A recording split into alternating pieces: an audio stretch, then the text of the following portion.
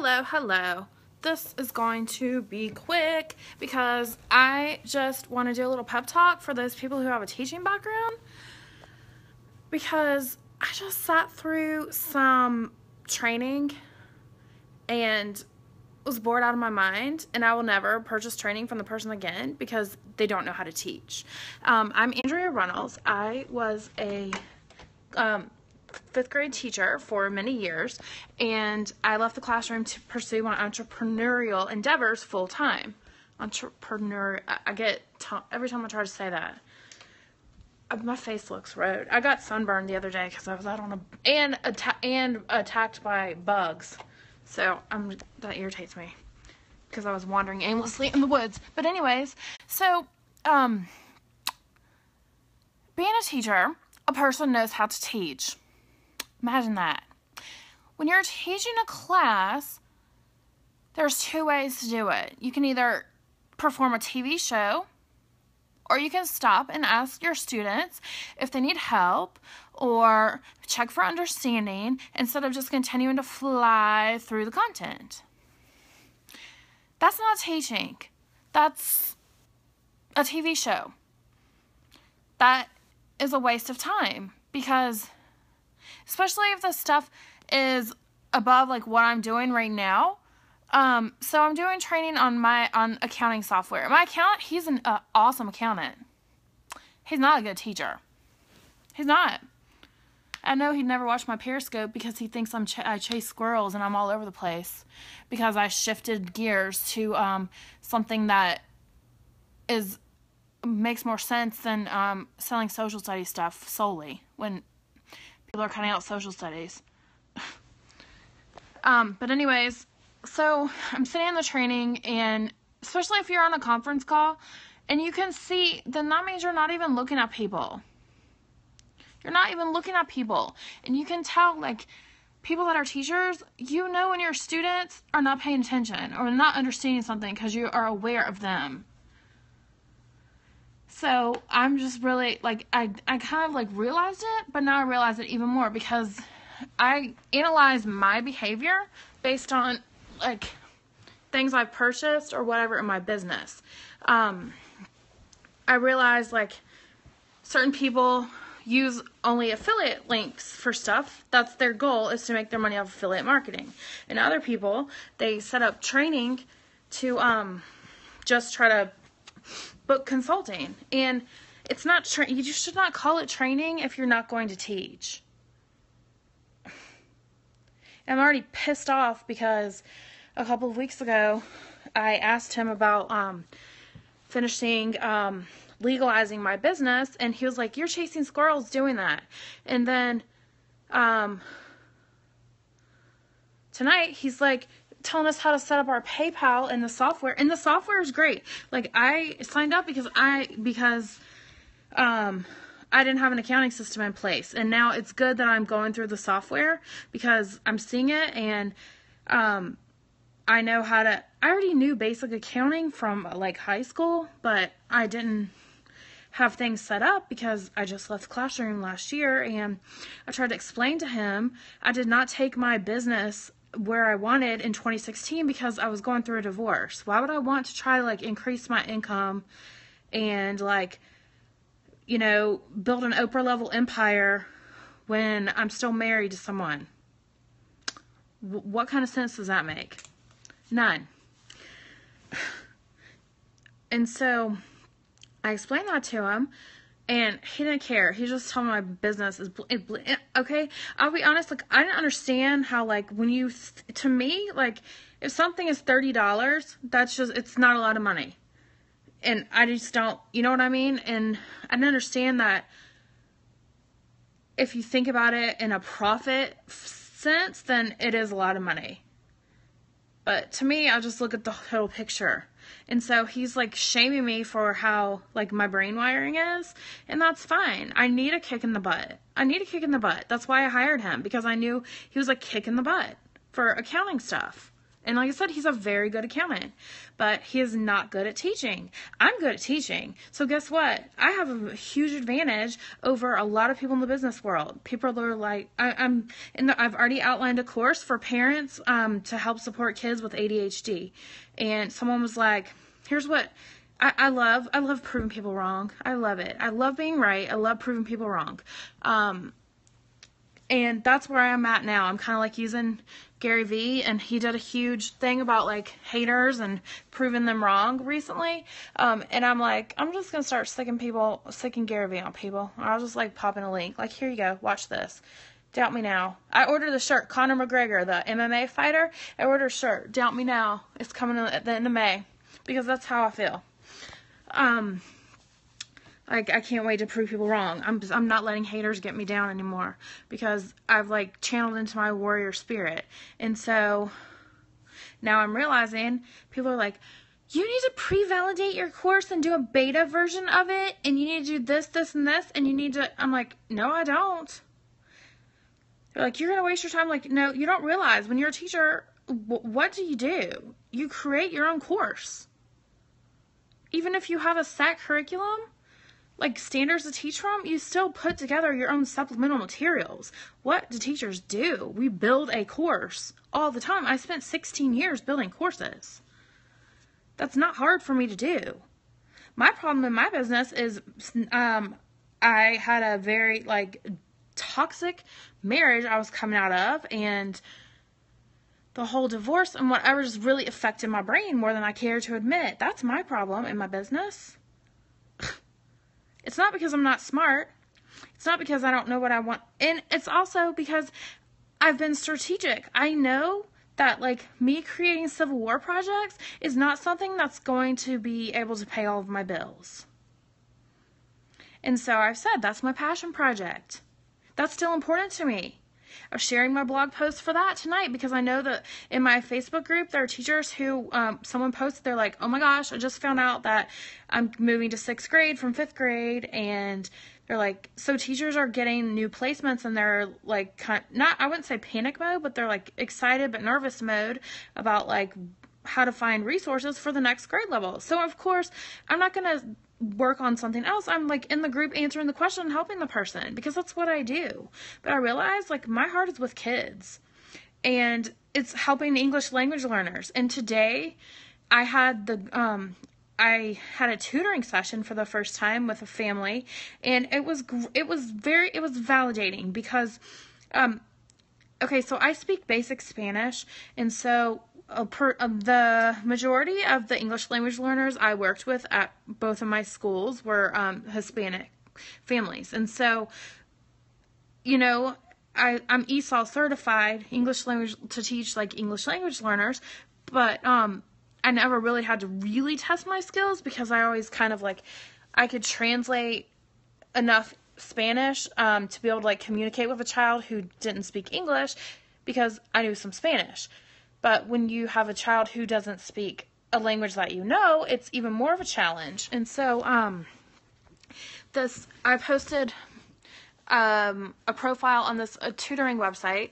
If you need a tutor, we know like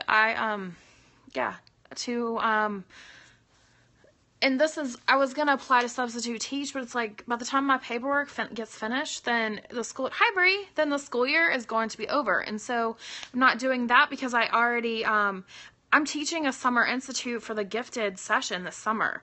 And I said this in my Periscope, I don't remember which one it was, but I didn't leave teaching because of the kids. I left teaching because of, I'm glad you're in here. I left teaching because of, I left teaching because of the data and all of the other stuff. And my zone of genius is not working with adults. I'm sorry. I communicate better on a level with 10-year-olds. And so that's what I can help people who are English language learners. That's what I'm trained in. And so this morning, I had a really great experience before my mom pissed me off, which is what I talked about in the last Periscope, but that I did earlier today. But I was helping this family who, there's like a husband and a wife, and they speak Chinese, and the wife speaks some English, but the husband doesn't speak English at all. And I get the feeling that she's tried to help him and he doesn't want to listen to her. And so she's frustrated with him. And so, this is the first tutoring job I've had through this website, and I met up with them, this morning, and they were like, they hired me, like booked me 9 a.m. to 11 a.m. every Monday and Thursday just from this morning.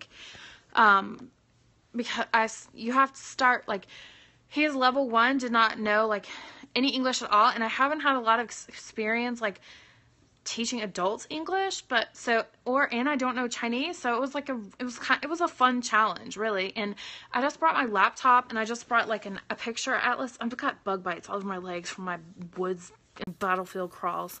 I realized I need to start playing with my fidget cube during periscopes because I'm always fidgeting. But anyways, I just assumed, I didn't even think, like, I'm so out of paper pencil mode that I brought my laptop and I had websites to show them. Starfall, of course, and then Learning Chocolate is another one. And I have a ebook about how to modify social studies for English language learners in my Teachers Pay Teachers store. And I'm going to start, like, breaking it apart. And I'm going to make a course out of it, too. Because a lot of the stuff relates to any subject. And I talk about how to make a newcomer kit. It's on my website too, but I've messed up my shop on my site, and I need to fix that.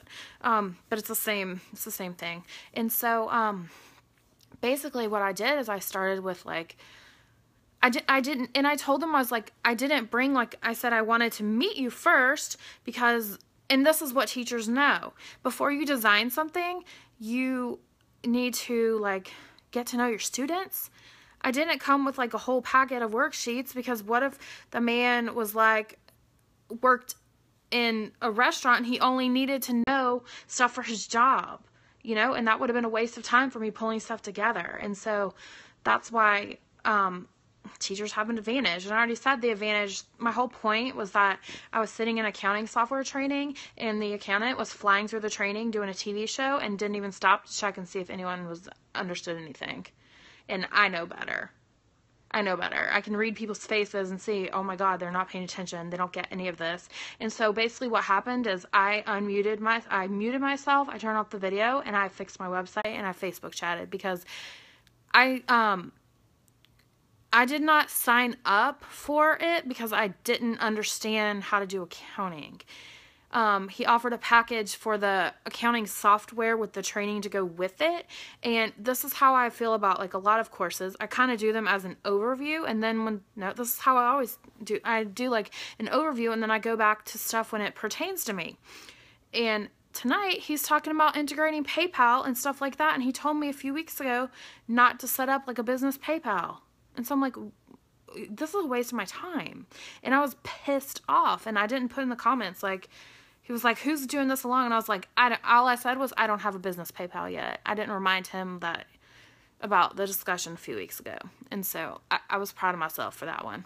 I just posted, my little smart ass stuff on social media about it. But like I said, he is a great accountant. And that's the thing, like, I know a lot of people, like a lot of high school teachers. I remember going through like Georgia State, it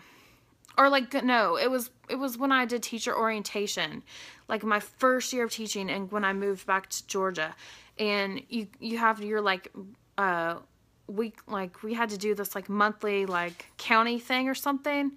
This is somewhere. All I remember is like someone was like, they were really good at math, but they couldn't teach it. Or they're like really good at science themselves. Like, just because you're good at something doesn't mean you're a teacher. You can teach it. Just because like Serena Williams is a good tennis player doesn't mean she could teach people how to play tennis. You know what I mean? So it's like, teachers, I just realized, like, the fact that I have ADHD and I have a creative brain and I'm a problem solver and I think outside of the box is a huge advantage for me. Believe it or not, there are tons of entrepreneurs, and I did not get this. I did not get this until I was out into the space, and I realized, because it's taboo, and like I said, I've shifted gears and I'm creating a course for parents, because I don't want them to have the family dynamic that I face right now sometimes, especially today. I want to, because I did not realize until I was an adult all of the emotional components that go along with ADHD. And there's also the, whole stigma that it's not even real and all of that stuff. And, all it takes is one person to believe in someone with ADHD. One person. And I have friends that do that for me. I have friends that validate me no matter what. Like, they don't shame me ever. And like I said, it's different in a family situation anyways, because you have, I've got 41 years of, baggage and whatever and choices that some, regrettable choices that my family has on their mind when they see stuff. Like, when they didn't understand, when my ex-husband apologized to me, I was like, I was talking to him because I needed that closure. Hello? I'm not stupid. I'm not going to be manipulated into getting into a toxic situation. Why would I do that? And so I just, at this point, I distance myself from people in my family that bring me down, because I don't need toxic energy. And I don't want that to happen to families, because let me tell you, it's not good. It's not a good dynamic. And like I said, I'm not saying I have some terrible family, but I don't have a close relationship with, my family, because I am different because I'm different. I'm that kid in the family. And, it's a shame that I don't. My sister was like, why didn't you tell me what was going on? I was like, why would you be the person I would confide in about what was going on with my life?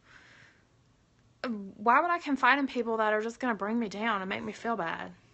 No, sorry. It's so you don't get to have an opinion about my life if you're not in it. And that's why I'm working, really hard to make sure that, with my daughter, we've been through a lot of stuff in the past that, I know right now she's a mini-me in a lot of ways. She's got a sassy mouth, and so she's got to get that under control a little bit more. I don't always have it under control. And so I'm, I don't take things personally that she says, because she's 21. I'm 41, You can't do that. And so that's why I said I am on a mission and I'm staying focused. And people are like, everyone's like, you have potential, you have the creativity, you just need to stay focused. And the reason that I was trying out other ideas was because I knew that I knew my Teachers Pay Teacher store. I mean, I have some awesome products in there, but that's not enough of an impact. I want to help people. I want to create more of an impact. And so, and also, like I've said, there's so much funding cut out with social studies. That's stupid to try to go all in on American history evangelism, even though it's important to me, but it's not going to be my main income. Plus, you don't do that with your passion anyways.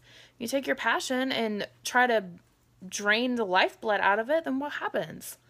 You end up resenting it and you don't love that passion anymore. And so I've been trying to figure out my thing, and I realized, I was like, what do you love doing? Working with kids. Hello. And so now I'm like, I don't want to say I'm fighting a losing battle trying to help teachers, but in some ways, and I'm not on a large scale. You know what I mean? Because teachers are so limited with what they can do. And I've used this example multiple times. One of my friends has been told she is not allowed to teach social studies.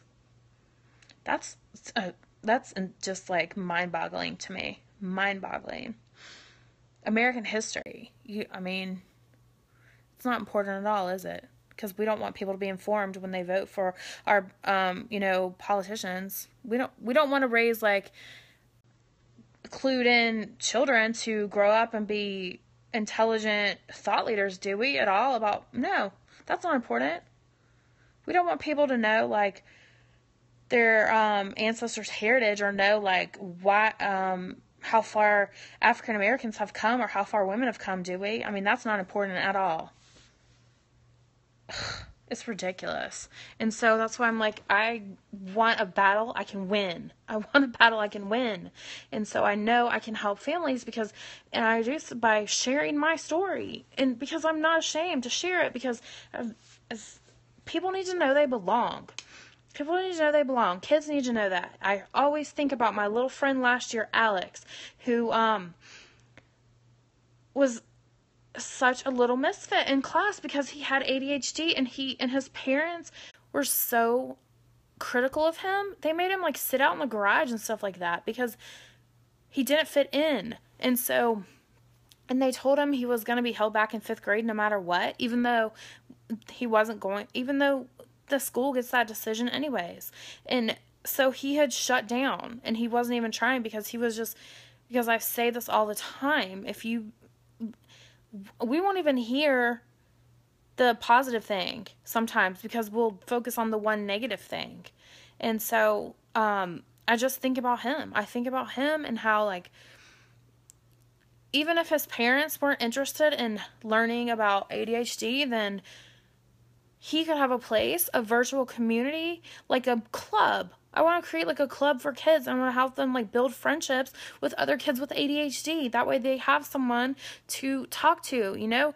I'm in a group, a Facebook group from a course I bought, Faster Than Normal. I highly recommend that course if you have ADHD. And guess what? I went in there and I posted something and people were like, yeah, that happens to me. What if I posted on my regular Facebook? How many people are going to be like, oh, that happens to me? Probably most people are going to be like, you're all over the place. You're having a pity party. They're not going to get it. And so kids need that too. I don't think that like ADHD clubs or in school are a thing. And it's not like, it's a label that a lot of kids get embarrassed about, or kind of a lot of adults do. And I know of a teacher who has told me like she doesn't even tell people she has it because it's like such a shame, you know? It's like a stigma because people think that you are all over the place, or you're not responsible, or you're not organized. I'm extremely organized. My son is a slob. I'm not all over the place. What's all over the place is my emotions if I get upset. And then when I try to communicate, I get flustered. If I'm passionate about something, or if I'm like have the upper hand in a situation, if I'm helping someone, then I am extremely expressive and well-spoken. But if it comes to I need to ask for help for something, or I'm not sure how the other person is going to perceive what I have to say, or if like I get upset, then I can't even, then I'm just at a block. And that's why people are like, you're all over the place. I'm like, no. Or I'm trying to slow myself down because I know I talk too fast. And so that's why I get the that's when I start doing the on Periscope, that's when I realize that I'm talking too fast and I'm trying to pace myself and slow myself down. And I'm doing it now. And so the course that I've outlined is everything apparently, like I address like physical stuff kids deal with, like brain fog is a real thing, y'all. I did not a few weeks ago when I got like kind of burnt out because I was getting too cooped up, I didn't realize like I wasn't drinking enough water. I started drinking more water, and it's amazing. My whole like state of mind changed because I was not drinking enough water. And so it's stuff like that. Protein. If I don't eat enough protein, I'm really cranky. And I think it affects more like if you're taking the medication. But and stuff like I told my little friend last year, I was like, use a calendar. Yes. And that's what I want to be. I want to be that person. I want to be that person. I want to be their cheerleader, and I want to empower them and let them know, like, I don't think anything is wrong with me. The Facebook posts I get pissed off enough about the most are the ones that are like, ADHD is a disorder, or do you view, and then people start complaining about how I've gotten the biggest time waster of my life one day arguing with someone in a Facebook thread because they told me I was too positive about ADHD and too flowers and rainbows. And a lot of people do that to Jessica, the one from How to ADHD. She told me that a lot. And she just posted something about how she shares, you guys, people have this like get polarized over the whole medication issue. And here's what I have to say about that. Kind of like I have to say about gay marriage. It's not for me to say who you should marry. It's not for me to say if you should take medicine. It's a personal preference. Nobody should tell someone how to live their life. And so she had posted something, there was this whole, like, a blogger or something, like, went after her about being on medication. Oh, someone posted, she, like, wrote this article. I get the details mixed up about how, like, medication is, like, basically saying ADHD is not real. And that's the thing, like, if my sister said that to me, she was like, that's not an explanation. I was like, actually it is. And you know what I was telling her? Her stepson has ADHD, and she needs to learn what the hell it is. Because if she wants, she needs to get, well, whatever. Like I said, I tell people in my family, they don't listen to me anyway, so I don't care. My kids, I actually helped my son with something tonight. My son, Andy got excited because I was talking about how I helped that family this morning, and I was like, yeah, I showed them Starfall, and he was like, I love Starfall. I was like, oh my gosh, my 15-year-old got excited, and then, like, he needed help getting the drawstring through his shorts, and I was like, he was like, Mom, how do I fix that? And I was like, oh my God, he does need me, so, because we want to feel needed. Kids with ADHD will be your best helper in the classroom. Give them a purpose. Make them feel needed. Make them feel loved. Make them feel like you're going to care about them no matter if they mess up or not. I forgot my mom's birthday present. I forgot a birthday card. And now, like, I've been villainized. Oh well. It's not the first time I'm going to forget something, and it's not the last. If I sit around and wonder, like, oh shit, what am I forgetting? Then I'll never get anything done. That's what I decided. That's kind of what was holding me back in my business a little bit. I was like, oh my God, I know it's very detail oriented to set up accounting software, and I am afraid that I'm going to mess it up. And so that's kind of why I was waiting, because I have two different, like, business ventures, right? The Social Studies Whisper, and then, like, everything else I'm doing falls under a different umbrella. And so, I decided, I was like, I can't sit here and be afraid I'm going to miss, like, one penny and get audited or something. That's not a good use of my time. You can't prepare for the worst. I mean, you cannot prepare for every single scenario. And I talked about this last week when I met Elizabeth Gilbert, name drop. I should have, like, a sound effect every time I say that. Cha-ching! That doesn't make sense. I should have, like, a magical sound because of big magic. Every time I say, I met Elizabeth Gilbert, a little, like, cha-ching should pop up over my head. A little, like, magical, like, something. But anyway, she was talking about how, when she wrote a book, and when she wrote Eat, Pray, Love, and she was sharing her story, and someone asked her, like, well, what do you do if you're writing a book and you're afraid that, people are going to be upset about, like, if you're sharing details of your life. And she was like, you can't worry about that, because she said actually what happened is the person she thought might be upset it didn't faze them, but someone else sued her, like another person mentioned. So it's like, you can't just, like, worry about the what ifs. I have to put a smack down on that quickly, because I go to that place. I'm like, oh God, what if I forget this? What if I forget that? Well, I'm sorry. I just have to, like, I've decided I need to just expect the unexpected. I need to expect the unexpected and try to roll with the punches a little bit more, and which I do. And I decided, I talk about this. It's okay to melt down. Yesterday, I was melting down in the morning. It's okay to melt down and move on. It's not okay to stay melted down feeling sorry for yourself. If you're just down on yourself for no reason, when you're not, like, giving yourself grace about stuff. But I'm referring to myself. I'm not trying to make anyone feel bad who suffers from, like, severe depression or something. That's a different story. I would not try to make anyone feel bad about anything unless they're abusing a child. So, yeah. Like I said, I'm getting it. I'm like, I need to stick with this. This is what, I love American history, but that's just because I have a personal connection to it. And both my grandfathers were in World War II, and my however many times great-grandfather was in the Civil War. What I'm more passionate about is helping kids. That is, you guys, if you go back and watch any of my Periscopes from, which are on YouTube, like when I was in the classroom, I would talk about like activities I did with my kids, like class meetings, all of that stuff. That's what was most important to me. You know, one of the most important moments in the classroom for me was when I'm sitting at a conference with an ESOL student, and he cries his eyes out, a 5th grade boy, because he said, I thought I was stupid until now.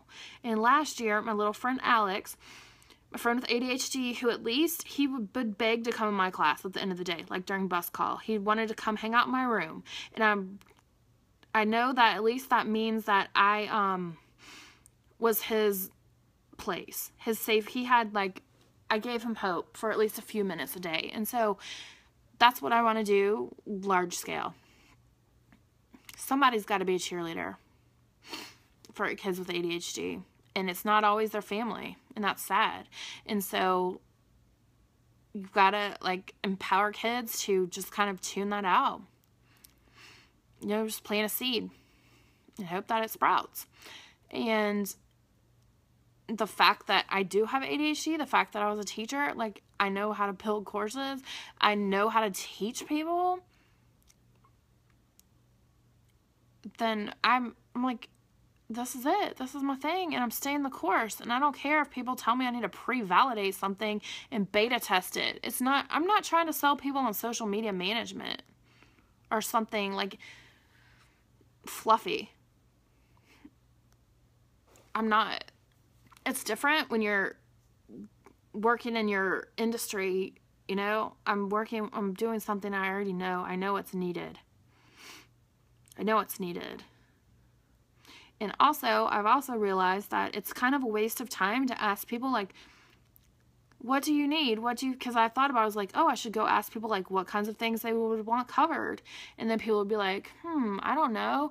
But when I already put something together, and I'm like, I'm going to cover managing emotions. I'm going to handle self-control in the classroom. I'm going to handle, like, organization. I'm going to handle, like, getting along with siblings. Stuff like that. You know, getting along with like friends, how to make friends, and then the next part, how to keep friends. So I'm putting it out there, and I can't wait to prove everyone wrong.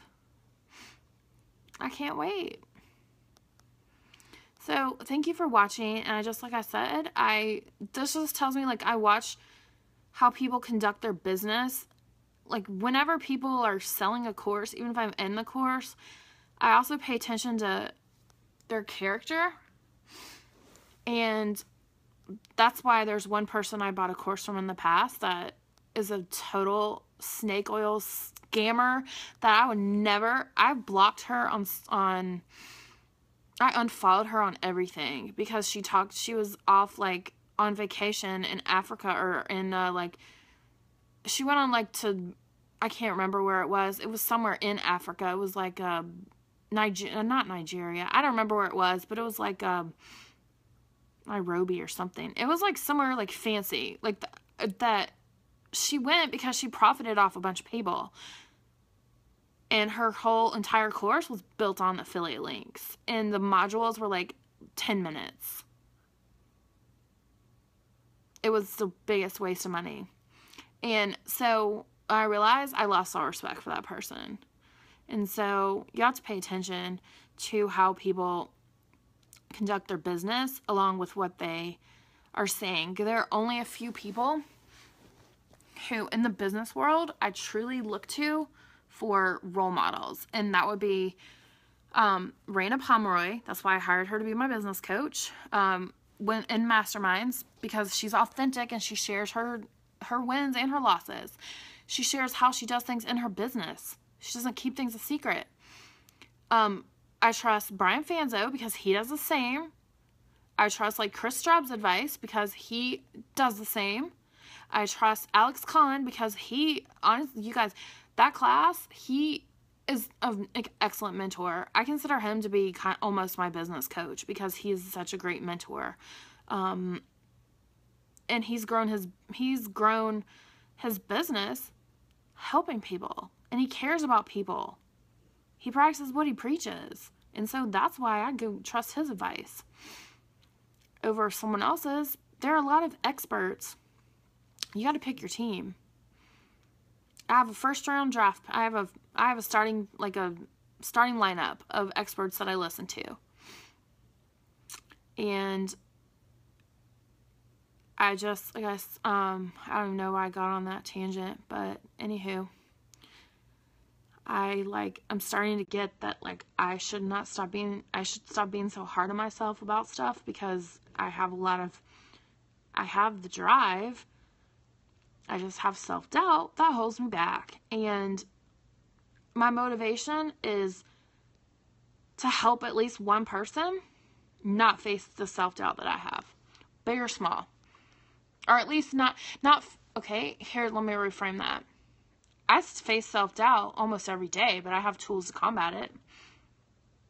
So it's like fear is going to be with you, but you got to put it in the back seat. It's not going away. It's the same thing as any kind of demon. A substance abuse. If you have a substance abuse problem, it's not going away.